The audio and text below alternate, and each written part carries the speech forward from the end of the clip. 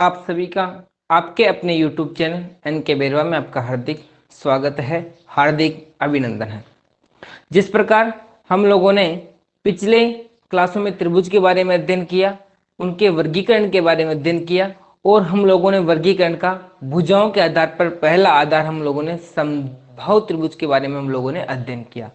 हम इस लेक्चर में आज किसका अध्ययन करेंगे? समद्विबाहु त्रिभुज का। देखो समद्विबाहु त्रिभुज की क्या होता है, परिभाषा की बात करें हम लोग समद्विबाहु त्रिभुज का, ऐसा त्रिभुज जिसकी कोई सी भी दो भुजा समान हो तथा तीसरी भुजा क्या हो? असमान हो, इस प्रकार के त्रिभुज को क्या कहा जाएगा? इस प्रकार के त्रिभुज को हम लोग समद्विबाहु त्रिभुज के नाम से जानते हैं। ऐसा त्रिभुज जिसकी कोई दो भुजा बराबर हो तो उसे क्या कहेंगे हम लोग? समद्विबाहु त्रिभुज। नाम से पता चल रहा है, सम मतलब समान है, दो मतलब दो भुजा आएगा समय, द्वि मतलब दो, बाहु मतलब भुजाएं। ऐसा त्रिभुज जिसकी दो भुजाएं समान हो उसे क्या कहेंगे हम लोग? समद्विबाहु त्रिभुज के नाम से जानते हैं। समद्विबाहु त्रिभुज की दो भुजा समान है तो इसका मतलब कोई सा भी त्रिभुज तीन भुजाओं से मिलकर बना होता है। अगर दो भुजाएं समान है तो तीसरी भुजा क्या होगी? अपने आप ही क्या होगी? असमान हो गई। तीसरी भुजा क्या हुई? असमान। तो हम लोग बात करें यहाँ पर तीसरी भुजा की लंबाई क्या होती है? असमान होती है, असमान भुजा होती है। समद्विबाहु त्रिभुज में जो असमान भुजा होती है, तो समद्विबाहु त्रिभुज में जो असमान भुजा होती है, देखो ये भुजा इसके बराबर है, मतलब ए बी भुजा किसके बराबर है? AC के बराबर है, लेकिन इसके जो सामने वाली भुजा है वो क्या इसमें? असमान है। जो ये असमान भुजा होती है ये क्या कहलाती है? इस त्रिभुज का आधार कहलाती है। कौन से त्रिभुज का? समद्विबाहु त्रिभुज का जो असमान भुजा होती है वो क्या कहलाती है? समद्विबाहु त्रिभुज का आधार अपने पास कहलाती है।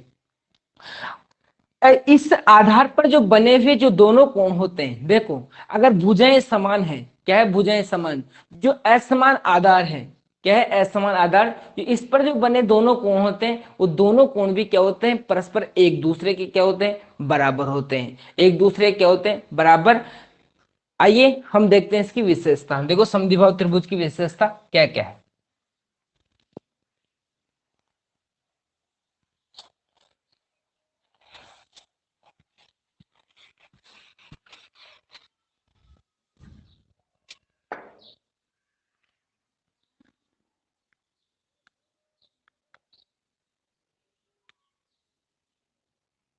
देखो समद्विबाहु त्रिभुज की विशेषता क्या है।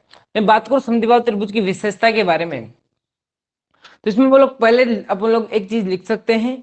यदि किसी त्रिभुज की अगर दो भुजाएं बराबर हो, यदि किसी त्रिभुज की अगर दो भुजाएं कौन से त्रिभुज में बराबर होते हैं? समद्विबाहु त्रिभुज। तो समद्विबाहु त्रिभुज की क्या हुई है विशेषता? यदि किसी त्रिभुज में अगर दो भुजाएं क्या है? बराबर है, आई बस में दो भुजाएं बराबर हो तो उनके समूह कोण भी क्या होते हैं? बराबर होते हैं। जिसकी पहली विशेषताएं लिखो। यदि किसी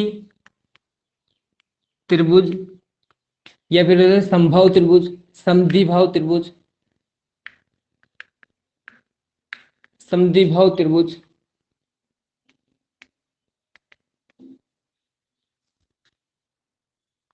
दो भुजाएं बराबर होती है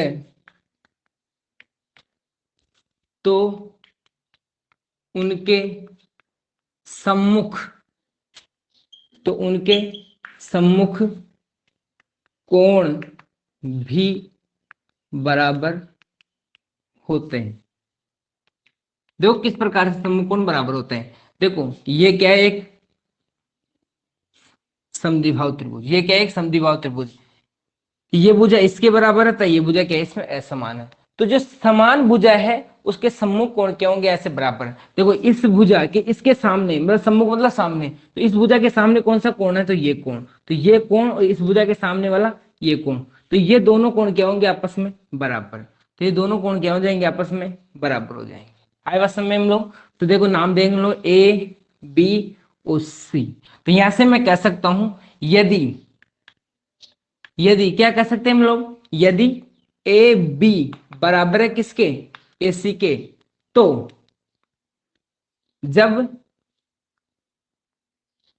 जब बताओ क्या चीज होगी यहां से? जब मैं मतलब कोण B बराबर हो जाएगा किसके? कोण C के, क्योंकि सम्मुख कोण क्या होते हैं? बराबर होते हैं। समान भुजाओं के सम्मुख कोण क्या होंगे, यहाँ पर बराबर होंगे। तो इसलिए हम लोग कह सकते हैं ए बी के सामने ए सी और के बी कोण क्या होंगे, इसमें बराबर होंगे। यहाँ तक आप लोगों को समझ में आ गई होगी। ये इसकी क्या है, इसकी पहली विशेषता है, किसकी, समद्विबाहु त्रिभुज की। तो अब हम लोग दूसरी विशेषता की बात करें तो हम लोग इसका उल्टा भी कर सकते हैं। यदि किसी त्रिभुज के अगर दो कोण बराबर है तो सम्मुख भुजाएं भी क्या होती है, इसमें बराबर होती है। तो ये इसी का क्या उल्टा है, तो ये इसमें आप लोगों को कोई दिक्कत नहीं होनी चाहिए। तो ये दोनों जो कोण बराबर होते हैं, ये जो दोनों कोण बराबर होते हैं, ये दोनों कोण क्या होते हैं, न्यून कोण होते हैं। तो यहाँ पर लिख सकते हैं ये दोनों कोण हैं, ये दोनों कोण आए बात समझ। तो दोनों कोण क्या होते हैं, ये वाला और ये वाला कोण क्या होते हैं, न्यून कोण। ये हमेशा याद रखिए, ये दोनों कोण कौन से कोण होंगे, न्यून कोण होंगे हमेशा। यदि किसी त्रिभुज की दो भुजाएं बराबर हो तो सम्मुख भुजा भी क्या होती है, बराबर। सम्मुख भुजाएं भी बराबर होती है। ये मैं आप लोगों ने अभी मेरे आप लोगों के सामने मैंने ये चीज प्रस्तुत की, समझाया। सामने के दोनों कोण भी क्या होंगे, इसमें बराबर। तो एक चीज आप लोगों से मैं याद तक बता दूं, अगर सामने के कोण बराबर है तो ये वाली भुजा, ये क्या है, इसमें असमान भुजा है। ये क्या है, असमान भुजा। तो जो असमान भुजा होती है तो एक चीज यहां से लिख सकते हैं, असमान, असमान भुजा के सामने, असमान भुजा के सामने वाला या फिर सम्मुख कोण, सम्मुख कोण अधिक कोण होता है, अधिक कोण होता है। जो असमान भुजा की जो सामने वाला कोण है वो क्या होगा, हमेशा बड़ा होगा। मतलब न्यून कोण न होगा। ये कोण कौन सा हो जाएगा, ये कोण दो, ये कोण कौन सा होगा, अधिक कोण होगा। ये कोण कितना होगा, अधिक कोण होगा। में अधिक कोण होता है।